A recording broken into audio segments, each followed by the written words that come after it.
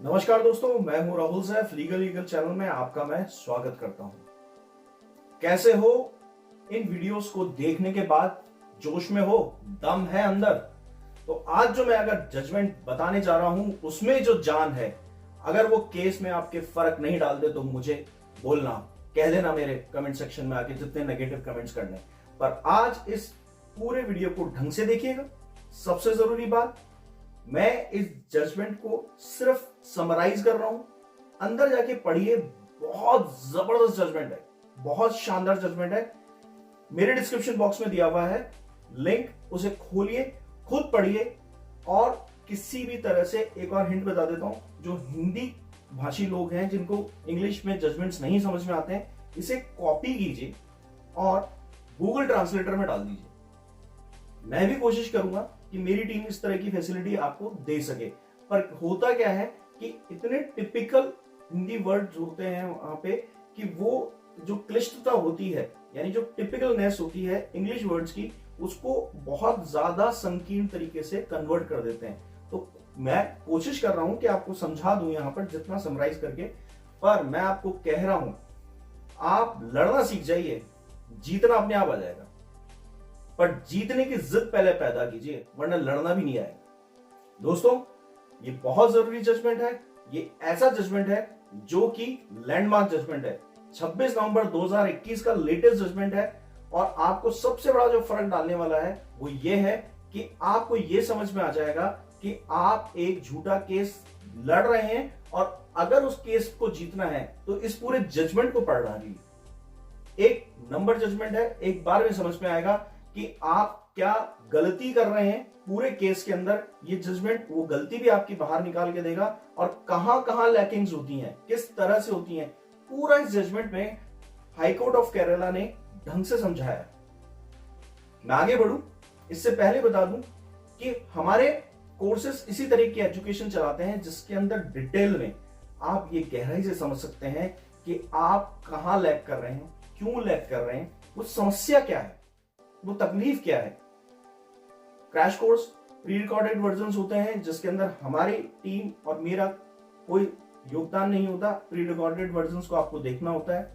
Main course में हम लोग एक्टिव हो जाते हैं आपके साथ, और इंडिविजुअली आपके केस के अकॉर्डिंग आपको एक कोर्स देते हैं अच्छी ट्रीटमेंट के साथ। और ये एजुकेशन जो होती है वो ज्यादा प्रैक्टिकल होती है, ज्यादा ट्रिकी होती है। ये लॉज की नॉलेज तो हमारे वीडियोस देखते देखते, हम सभी यूट्यूबर्स की वीडियोस देखते देखते आपको हो चुकी है। इसको बेहतरीन तरीके से कैसे यूज करें ये जरूरी है। यानी कि आम ड्राइवर नहीं बनाते। जैसे कार आप चला रहे हैं तो आम ड्राइवर हम नहीं बनाते आपको, हम आपको फेरारी का ड्राइवर बनाते हैं जो कहीं भी किसी भी तरह से ट्रिक से निकल सकता है। अगर आपका कोई लीगल मैटर उलझा हुआ है और आपको इंस्टेंटली कोई, मतलब तुरंत आपको कोई सलाह चाहिए, तो इस व्हाट्सएप नंबर पे मुझे मैसेज डालिए।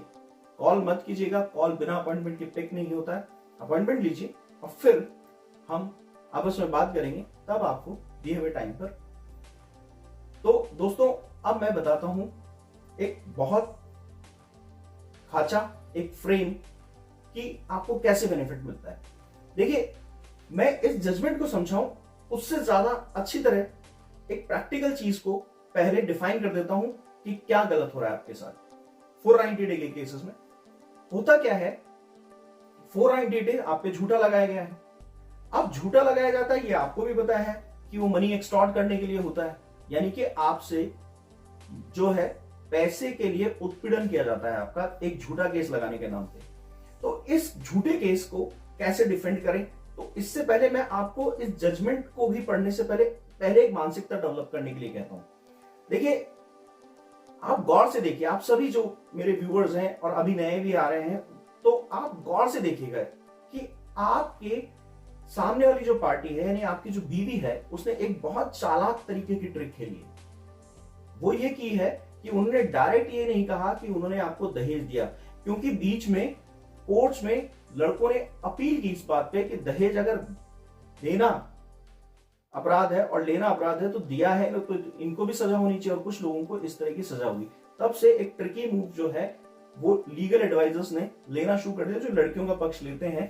तो वो क्या करते हैं वहां पर कहते ही नहीं है दहेज दिया, वो क्या करते हैं, दान, गिफ्ट, स्त्री धन, तो इस तरह की चीजें हैं। और आपको जो भी गिफ्ट्स दिए गए हैं उस टाइम पे, शादी से पहले, शादी के दिन और शादी के बाद, उन सबको बाद में दहेज के प्रॉपर्टी के फॉर्म में यूज कर लिया जाता है।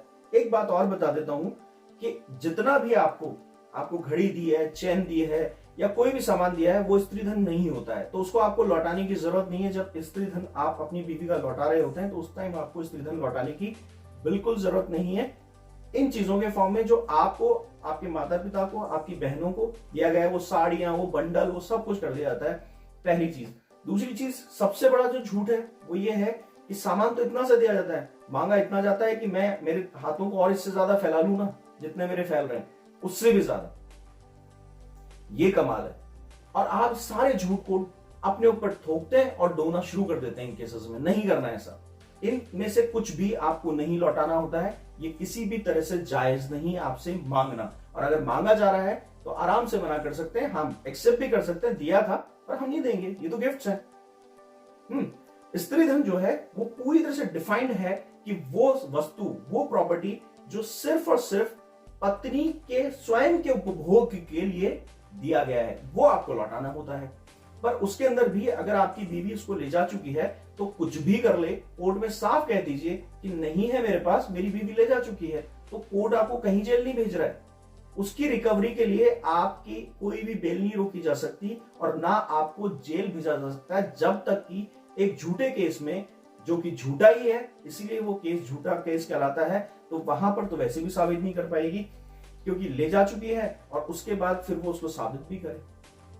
दोस्तों, यही बात समझकर आज इस जजमेंट को पढ़िएगा।